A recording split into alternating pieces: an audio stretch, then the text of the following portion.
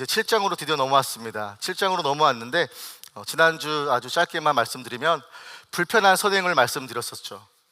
그래서 우리 삶 가운데서도 도비아와 귀족들이 내통하며 결국에 도비아를 칭찬하게 되는 거짓말을 일삼게 되는 모습을 보면서 우리 깊은 내면에 우리도 숨기고 싶어하는 수치와 어둠들이 가득할 때가 있겠다라는 말씀을 전했습니다. 그래서 그 얘기했었죠. It's not about saving face, but about saving grace라고 얘기했었죠. 우리는 사람의 면을 살려주기 위해서 빵 조각 하나의 유익이 있다면 거짓말을 하는 사람들이다라고 성경은 지적을 합니다. 맞는 것 같아요. 우리의 어떠한 유익이나 이익을 위해서라면 여기 붙었다 저기 붙었다 하는 게 우리 인간의 마음인 것 같습니다. 제가 이 말씀 서두를 왜 드리냐면 느헤미야는 이제부터 real talk 하기 시작할 거예요. 성벽이 재건됐다고 해서 끝난 것이 아니라 성벽을 짓고 이제부터 우리가 진짜 내적으로 안에서부터 다뤄져야 할 부분들을 불편하지만 점점 끄집어내기 시작할 거예요. 그 먼저 시작했던 게 바로 이자 받는 것들이었죠. 이자 받는 것들 안에서 형제들 간에 원망이 나왔고 느헤미야는 이거를 그냥 덮어두려고 하지 않고 더 끄집어내고 총회를 열어서 우리 삶 가운데, 그들의 삶 가운데서 정말 바뀌어지고 개혁되어지고 하나님의 원하는 방식과 하나님의 백성으로 살아야 하는 모습들을 다시 회복시키려고 하는 느헤미야의 사명으로 오늘 말씀을 접해야 한다는 것이죠. 오늘도 마찬가지입니다. 느헤미야가 7장으로 접어들어서 성벽이 건축되고 이제부터 또 한 번 불편한 이슈를 건드리기 시작합니다. 포로 생활하다가 돌아와서 다시 커뮤니티가 형성되어지고 허물어져 있던 성벽을 겨우겨우 재건한 이 시점에서 느헤미야가 더 깊게 더 앞으로 나아가기를 원하는 것이죠. 오늘 그 말씀을 통해서 세 가지를 딱 보려고 합니다. 본문 1절 한번 띄워주시겠습니까? 1절 함께 읽을까요? 시작. 성벽이 건축됨에 문짝을 달고 문지기와 노래하는 자들과 레위 사람들을 세운 후에, 보시면 여기도 성벽이 건축됨에 라고 서두에서 시작을 하죠. 성벽이 건축되니까 느헤미야가 가장 먼저 했던 일이 무엇인가를 저는 한번 집중해 봤어요. 건축됨에 문짝을 다는 건 뭐라 그랬죠? 제가 파이널 터치라고 말씀드렸었죠. 그래서 성벽을 다 지은 다음에 문짝을 달아야지만이 이제 완벽하게 성벽이 지어졌다라는 파이널 터치라고 말씀드렸어요. 그래서 문짝을 달고 느헤미야가 뭘 한가 봤더니 바로 뭘 세웠죠? 문지기를 세웠다라고 나와 있어요. 지금 여러분 유다 사람들이라면 계속 조롱과 비판과 여러 주위에 있던 족속들과 이방인들과 대적자들이 와서 얼마나 많은 놀림을 했겠습니까? 그리고 와서 공격을 하려고 그러고 위협을 가하고 공포감을 조성하고 손에 땀을 쥐게 하고 다시 예전에 받았던 상처들이 새록새록 기억나게 하고, 이런 부분들을 유다 사람들은 끊임없이 갖고 있었던 상황에서 성벽이 재건되고 그로 인하여서 이방 족속들과 대적자들이 벌벌 떨고 반대로 그들이 두려워하였다 말씀하잖아요. 그러니까 사실은 지금은 어떻게 보면 문짝을 달고 성벽이 재건된 이 상황은 유다 사람들로 하여금 굉장한 통쾌감과 승리를 만끽하는 그런 기분이 고조되어 있는 상태일 거라고 여러분들 아마 예상하실 수 있으실 거예요. 그런데 느헤미야는 이런 승리감에 자아도취되지 않았어요. 그는 곧바로 한 일이 뭐냐면 문지기를 세웠다는 것이죠. 여기서 우리가 무엇을 깨닫게 되는가, 어떤 영적 원리가 있는가 봤더니 이런 거죠. 적어도 우리는 성공과 승리라고 생각하는 이런 사건들이 이제 만나게 되어지고 체험되었을 때 방심하게 되고 안일하게 생각할 때가 굉장히 많다는 거예요. 맞아요. 이제 성벽이 세워졌으니까 여호와 하나님이 계시고 이방 족속들도 두려워하고 떨고 하나님을 경외하게 되는, 낙담하게 되어지는 상황에 처해 있었다면 반대로 와, 우리가 이겼다, 우리가 승리했다, 이제 다 잘 될 거야 라고 승리감에 도취될 수 있는데, 느헤미야는 그 승리감을 만끽하고 파티를 열고 잔치를 벌인 것이 아니라 성벽이 건축됨에 문짝을 달고 곧바로 다음 일을 이행했다는 것이죠. 그래서 안전하다고 느끼고 이제 인생의 봄이 찾아왔나 보다, 내 일이 이제 술술 잘 풀릴 것 같다 라고 생각했던 그 시기에 우리는 항상 방심을 하게 되고 느슨해지게 된다는 것이죠. 그런 면에서 우리는 아주 짧게 집중해서 잠깐의 열심을 내는 건 잘하는데 뭘 못하냐면 컨시스턴시가 부족해요.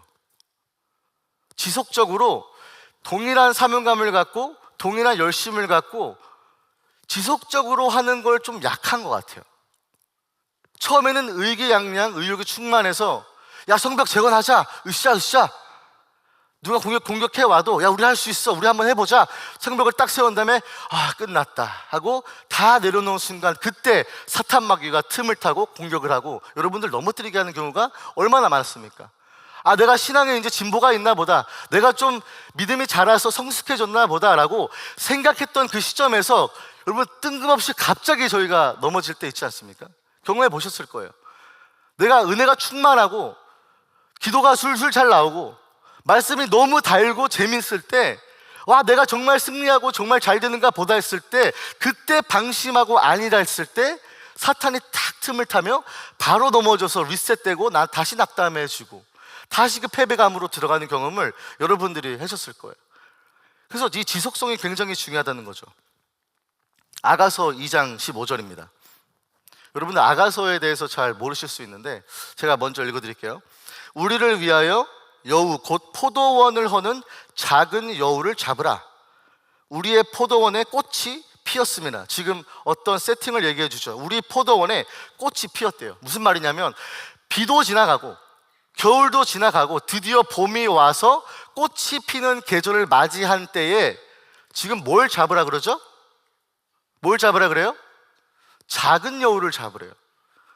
아가서 내용을 잠깐만 여러분께 스케치해드리면, 아가서는요 술람미 여인과 어떤 한 왕, 어떤 한 남자의 사랑에 대한 관계가 아름답게 그려지는 시적인 표현들로 가득한 사랑의 릴레이션십을 표현한 게 바로 아가서예요. 근데 이게 인간적인 어떤 피지컬 러브가 아니라 이거는 사실 결국에는 뭐예요? 하나님과 하나님의 백성에 대한 사랑을 표현하고 있는 것이죠.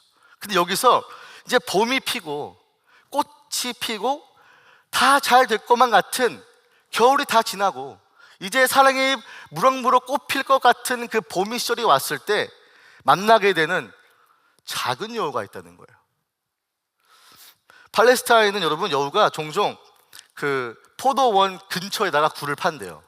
아주 영악하죠. 그래서 포도원 있는 곳에 근처에다가 굴을 판 다음에 봄이 오면 포도원에 숨어 들어가서 거기를 헤집고 다니면서 포도나무를 갉아먹던가 그 열매들을 따먹는다고 합니다. 근데 이 포도원에서 가장 걸림돌이 되는 게 그러면 뭐예요? 여우겠죠. 근데 이 작은 여우들이 얼마나 재빠른지 잡을 수가 없는 거예요. 막 여우가 등치가 이만하면, 좀 통통한 여우라고 한다면, 큰 여우라고 한다면 그나마 어떻게 해보고 잘 잡겠는데 어떤 여우라고 나와 있죠? 작은 여우라고 나와 있어요.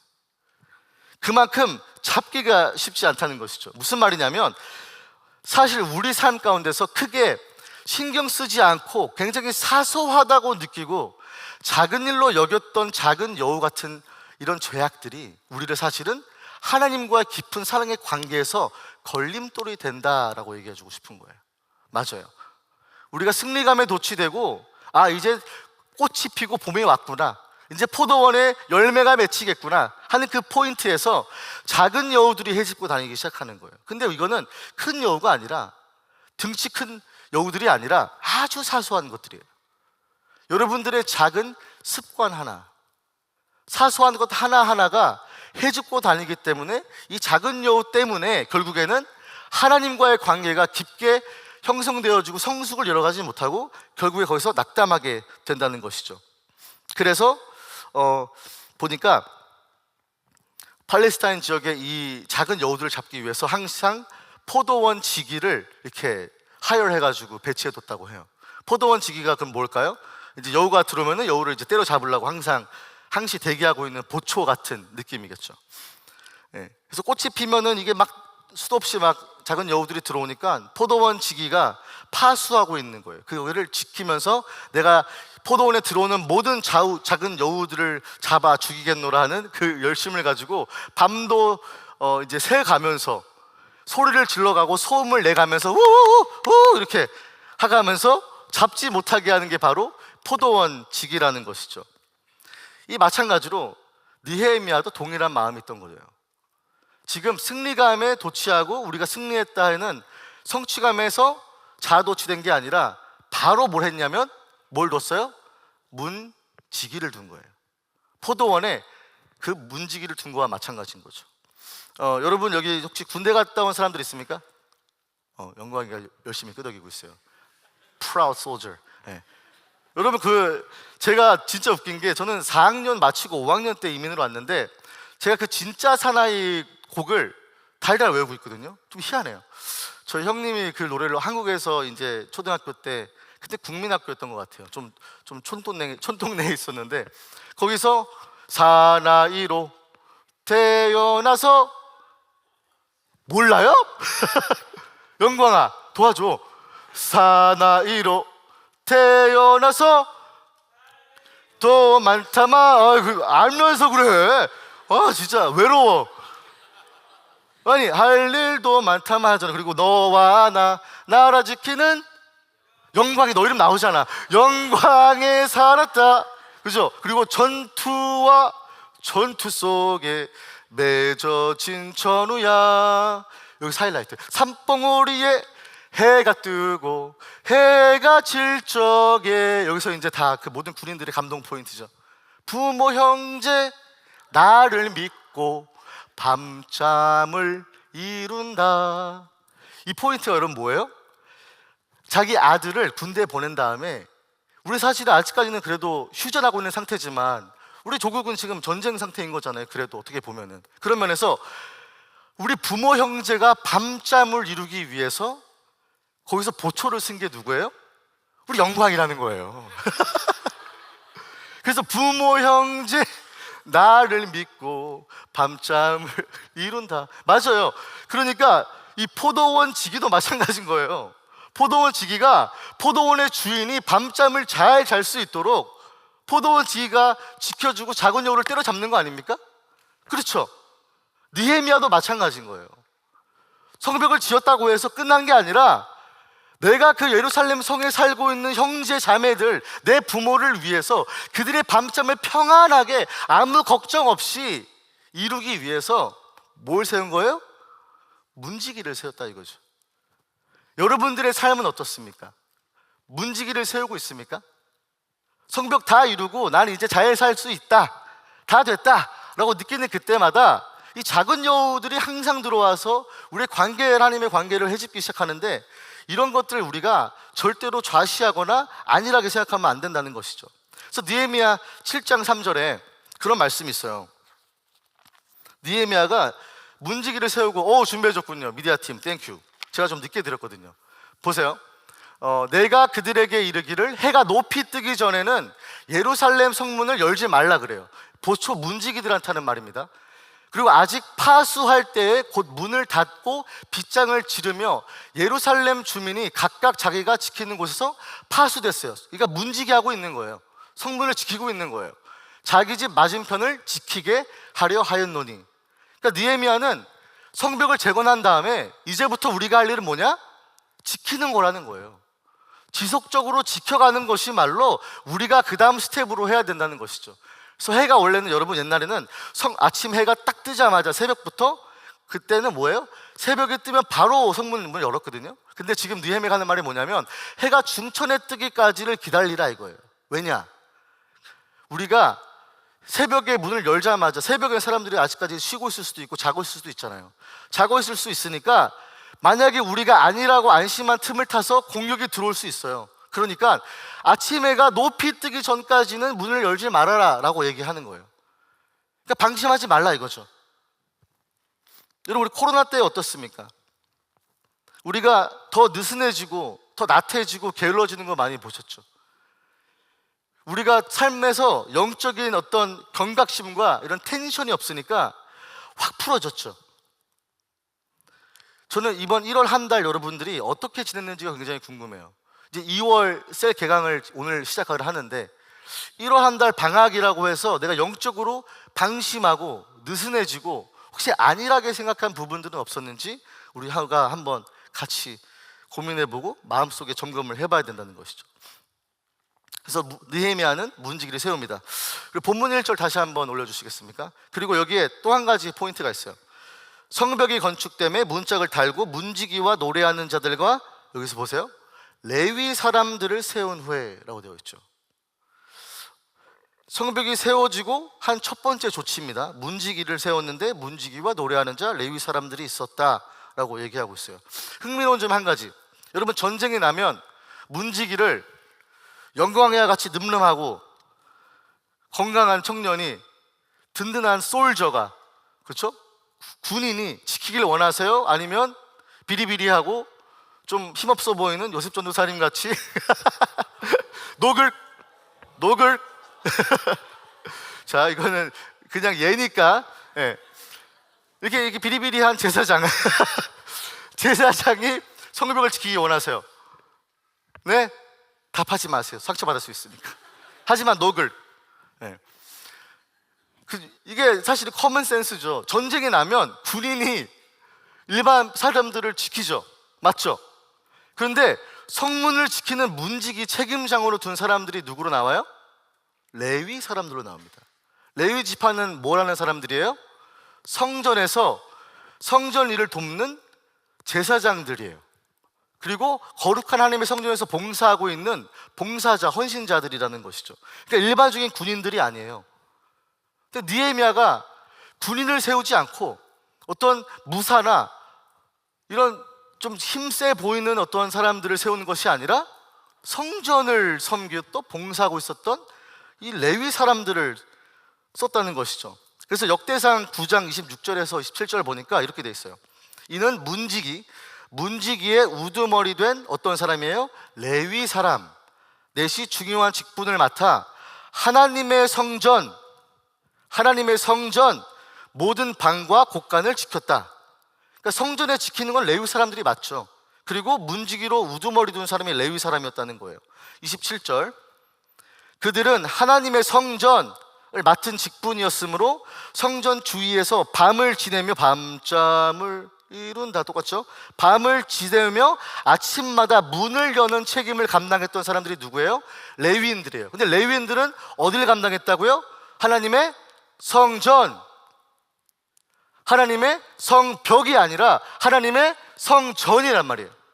그러니까 레위 사람들은 원래 하나님의 성전에서 일하는 하는 사람들이고, 하나님의 성전의 문 앞에서 아침에 보초를 쓰면서 밤을 지내며 아침마다 문을 여는 책임이 있던 자들이 레위인이었다는 포인트인 거야. 여러분들이 아셔야 된다는 거죠. 근데 그렇다면 느헤미야가 왜 예루살렘 성벽을 재건하고 문짝을 달고 문지기들을 세웠는데 레위인으로 세웠을까?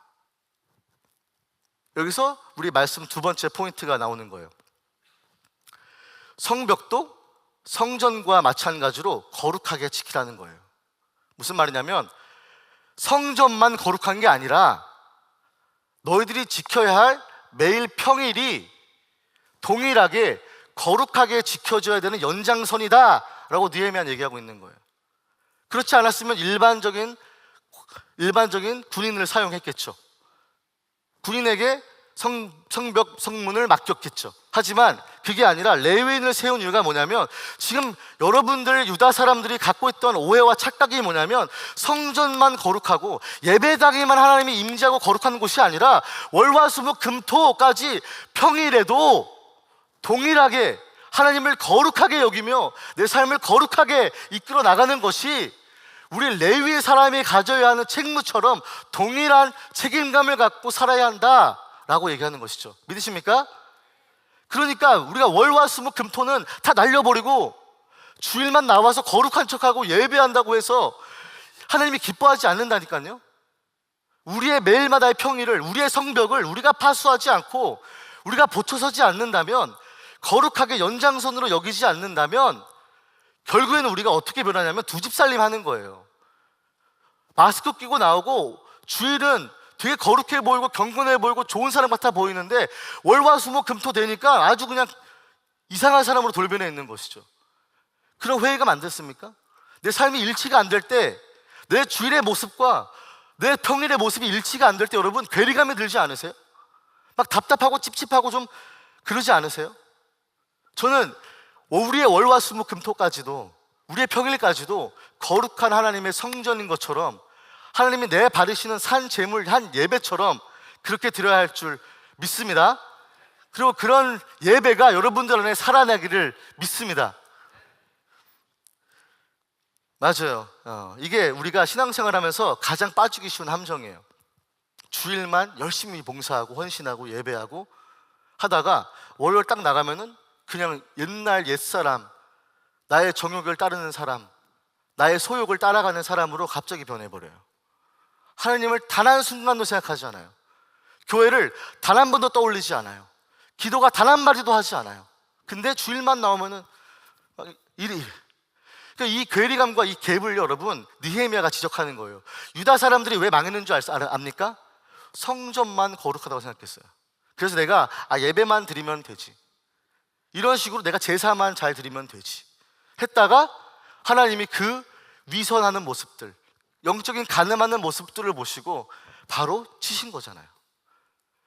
그러니까 느헤미야는 정말 사실은 굉장히 지혜롭고 영적으로 뛰어있고 깨어있던 자죠. 그 옛날의 백성들이 이미 옛날 이방신을 섬기고 이방 나라의 문화를 습득하게 되고 체득하고 그렇게 가치관을 갖고 살았던, 오랜 시간 동안 이 때로 물들어져 있던 유다 사람들을 다시 예루살렘 성으로 데려다가 성벽을 재건했는데, 성벽을 마무리했는데 이제부터는 우리가 진짜 본질적인 걸 다뤄보자 이거예요. 너네들 월화수목금토 어떻게 지내냐 이거예요. 성전만 거룩해? 성전만 레위 사람이 지켜야 돼? 아니, 성벽도 문지기 레위 사람 넣을 거야. 그리고 너희들이 뭘 알아야 돼? 나의 성벽까지도, 나의 삶의 월화수목금토의 터전까지도 내가 방심하는 것이 아니라 거룩하게 지켜야 된다는 것이죠. 믿으십니까? 왜냐하면 예레미야 17장 9절 말씀이기 때문이에요. 만물보다 거짓되고 심히 부패한 것은 마음이라.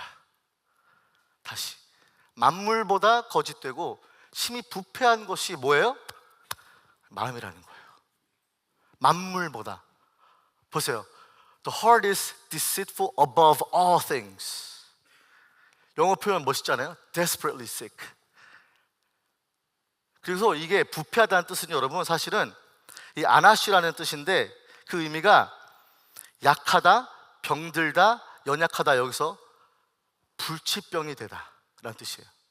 To be weak, sick, frail, incurable.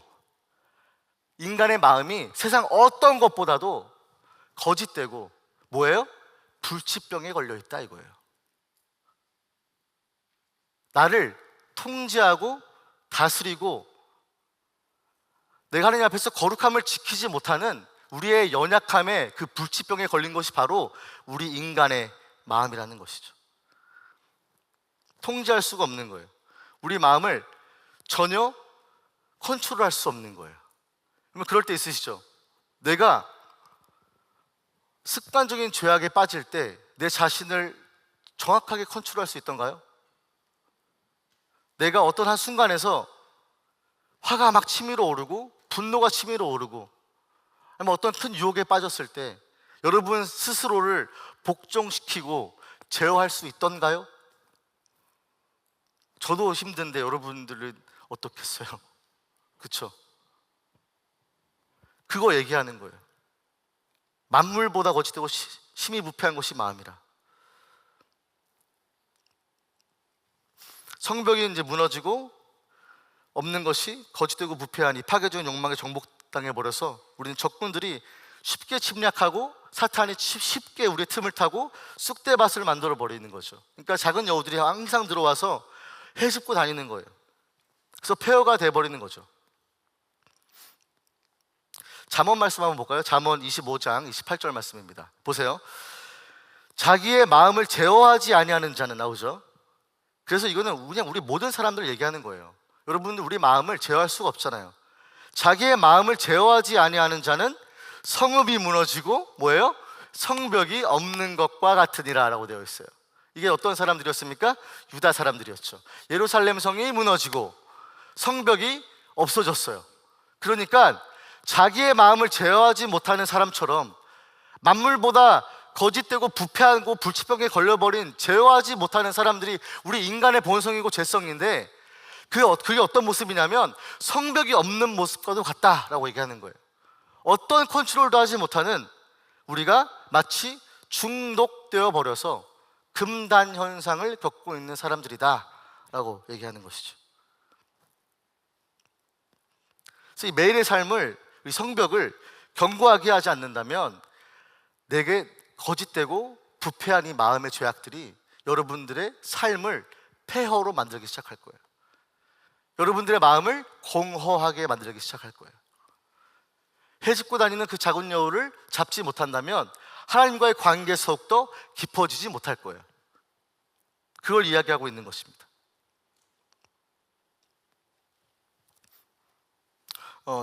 저희가 어저께 이제 저녁에 마지막 저녁 리더 수양회 집회를 마치고 제가 강의를 1강, 2강 두 차례 정도 했는데, 마지막 강의를 마치면서 마지막 코트를 제가 읽고 끝냈는데 이 필립스 브룩스라는 사람의 코트였어요.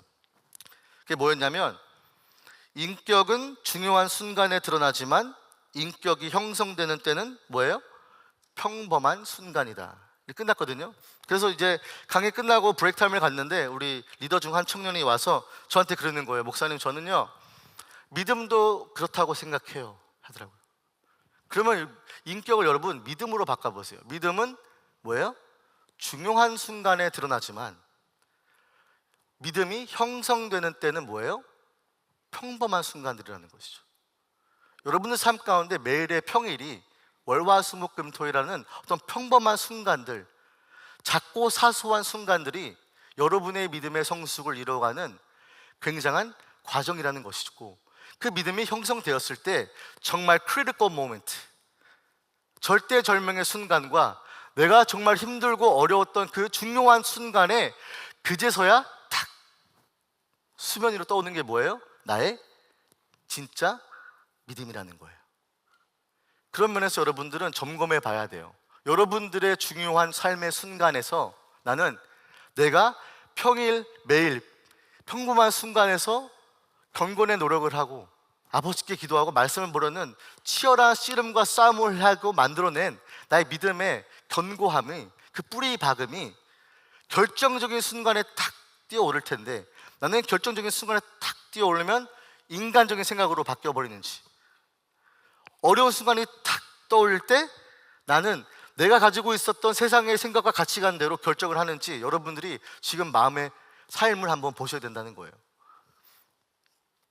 맞는 것 같아요. 그렇죠? 믿음의 성숙의 형성은 이 평범하고도 매일 성벽을 지키는 어떤 보초와 같은 생활이라는 것입니다. 다시 한번 잠언 말씀 띄워주시겠습니까? 여기서 자기 마음을 제어하지 아니하는 자는 성읍이 무너지고 성벽이 없는 것과 같다라고 예언되어 있는데, 저는 이 제어하지 못하는 마음을 조금 더 깊게 오늘 말씀을 묵상을 하게 됐어요. 성읍이 무너지고 성벽이 없는 것 같이 황폐하고 파괴적인 것이 바로 우리의 마음이라면, 근데 사실은 이 마음도 히브리어로 보면요 루하우, 스피릿이에요. 스피릿, 뭐냐면 우리의 영혼이라는 거예요. 그래서 이 말씀 연구하다 보니까 우리 인간의 타락함과 부패함과 절망, desperately sick, 불치병에 걸려버린 우리의 죄성이 딱 드러나기 시작한다는 거죠. 우리의 마음을, 우리의 영혼을 제어하지 못하는 모습이 뭐냐면, 우리의 죄성을 우리가 컨트롤하지 못해서 유다 사람들이 이방신을 섬기고 우상 숭배하고 타 민족의 가치관과 철학들을 받아들여서 이미 중독되어 버린 그 맛 때문에 금단 현상을 느끼면서 하나님의 말씀을 따라가고 하나님을 경외하고 가는 것이 아니라, 나는 내가 맛보고 중독되어 버렸던 이 죄 때문에 다시 돌아가게 되어지는 불치병에 걸린 영혼의 모습이 우리가 아닌가라고 여러분들께 얘기하는 거예요. 맞아요. 제어하지 못하는 영혼, 불치병에 걸려버린 영혼이 바로 우리 같은 모습이라는 것이죠. 전 그래서 이 단어 제어라는 단어를 찾아봤는데, 이 제어라는 단어가 마차르라는 히브리어인데 흥미롭더라고요. 이 용어가 어디 써졌냐면 공성전, siege assault, 공성전에서 전쟁의 어떤 테크닉이죠. 공성전 동안 성벽 안에 갇혀서 고통을 겪는 사람들이 갖는 불안과 고난을 포착하는 것이 바로 이 제어라는 단어 안에 숨어 있대요. 그러니까 뭐냐면 전쟁이 나면 옛날에는 성벽을 딱 두르면 뭐예요? 요새가 됐잖아요. 그렇죠? fortress, 요새가 되어지면 다른 나라가 공격을 했을 때 견고한 요새 때문에 침략하지 못하니까 모든 푸드 서플라이를 끊어버립니다. 주위를 포위를 해요. 그래서 어떤 음식과 물도 제공되지 못하는 그 포위라는 게 바로 공성전이라는 거예요. 그래서 공성전에 갇혀서 그럼 거기 안에, 성 안에 살고 있는 사람들은 어떻게 느끼겠어요? 더 이상 먹을 밥들이 점점 줄어듭니다. 그리고 한 톨 한 톨 사라지는 그 쌀을 보면서 나는 이제 조금 있으면 먹을 게 없어서 항복할 수밖에 없는 그 상황에 이미 미래로 보여지는 그 불안과 공포감을 갖고 사는 것이 바로 이 제어라는 단어에 들어있다는 거예요. 그래서 저는 오늘 제목을 뭐라고 지었냐면 금단 현상에서 자독성 회복하기라고 했어요. 근데 이 중독에 걸리게 되면 술 중독이든 게임이든 포르노든 어떤 중독에 걸리게 되면 금단 현상이라는 게 온대요. 그렇죠? 오겠죠.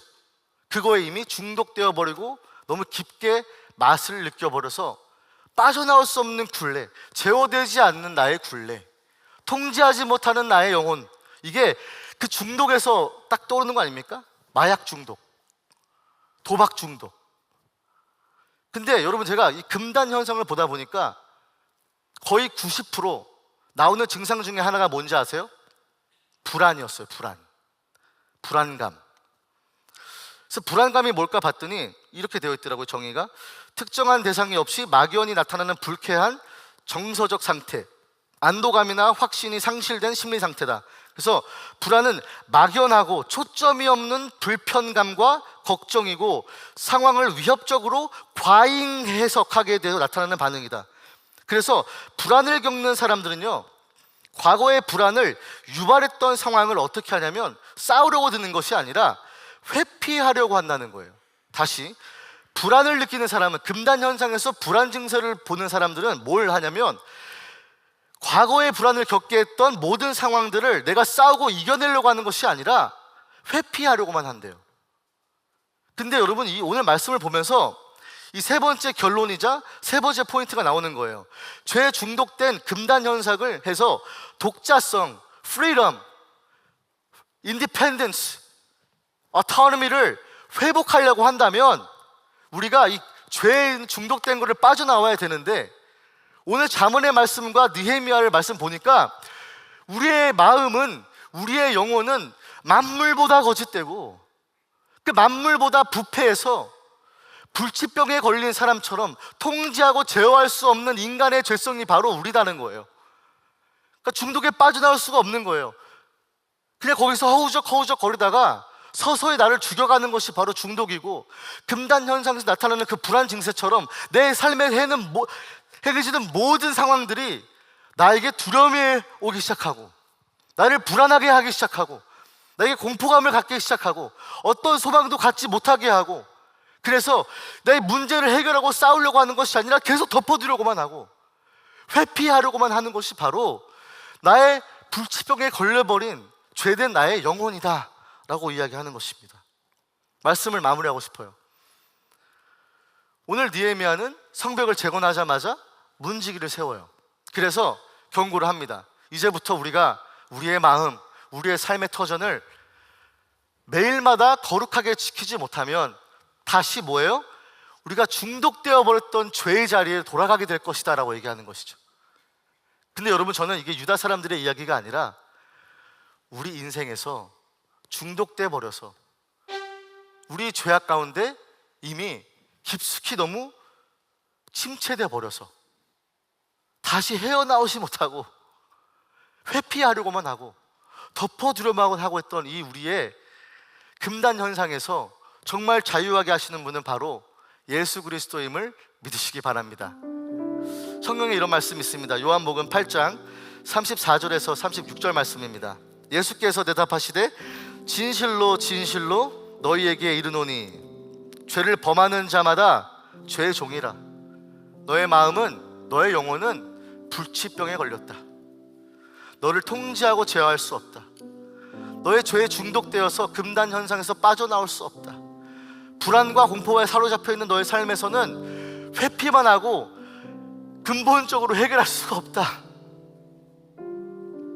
35절 종은 영원히 집에 거하지 못하되 아들은 영원히 거하노니. 36절 그걸 보세요. 그러므로 아들이 너희를 자유롭게 하면 너희가 참으로 자유로우리라. 할렐루야. 오직 주님만이 우리의 중독된 죄성과 우리의 불치병에서 자유케 하시는 분인 줄 믿으시기 바랍니다. 오직 그분이 아니면 여러분, 영혼의 불치병에 걸려버린 부패한 우리의 마음들이요 다시 깨끗게 될 수 없어요. 여러분 됩니까? 여러분이 정말 노력해서 여러분의 그 항상 반복되어지는 그 죄악과 중독 가운데 빠져나올 수 있다고 정말 생각하십니까? 아니요. 다 느끼실 거예요. 그게 가능하지 않다는 거를 여러분 알 거예요. 그래서 매번 낙심하고 문제가 또 발생하면 나는 원래 이런 놈이지, 또 주님 앞에 부끄럽게 서고. 근데 예수님은 말씀하세요. 아들이 너희를 자유롭게 하면 너희가 참으로 자유로우리라. 진리를 알지니 진리가 너희를 자유롭게 하리라. 할렐루야. 오직 예수 그리스도만이, 그 진리만이 우리의 모든 죄의 중독에서, 우리의 영혼의 불치병에서 자유케 하시는 분이심을 믿으시기 바랍니다.